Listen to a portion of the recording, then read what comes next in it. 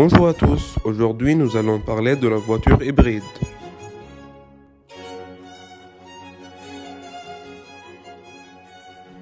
Qu'est-ce qu'une voiture hybride?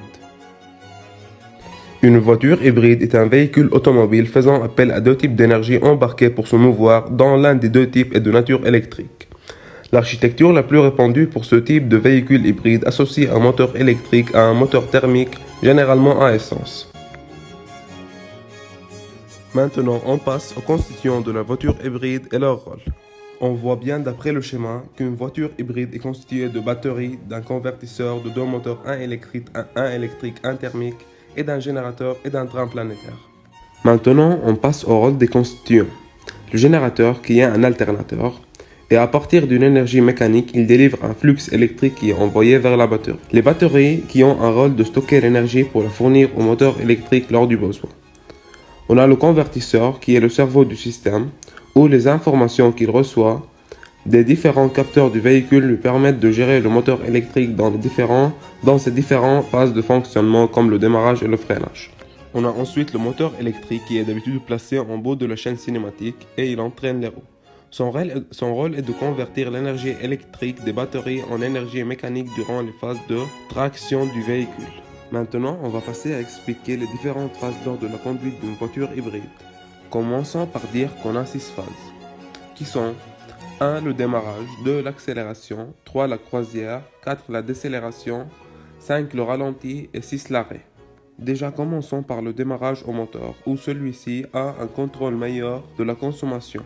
Maintenant, passons à expliquer ce qui se passe lors de l'accélération. Lors de l'accélération, les deux moteurs thermiques et électriques sont en train de fonctionner. Quand on finit notre accélération, c'est-à-dire dans la troisième phase qui est aussi appelée la phase croisière, qui est une phase stable, c'est seulement le moteur thermique qui est en train de fonctionner. Ce qui se passe lors de la décélération, c'est le rechargement de la voiture.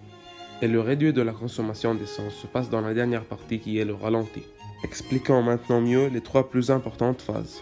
On a maintenant encore pour une deuxième fois la phase d'accélération où le moteur électrique est alimenté par les batteries à haute tension via le convertisseur onduleur entraînant le mouvement en roue. De même pour une deuxième fois la phase de décélération ou appelée la phase de freinage, où dans cette phase, le moteur entraîné par les roues produit une tension électrique transmise par le convertisseur aux batteries à haute tension.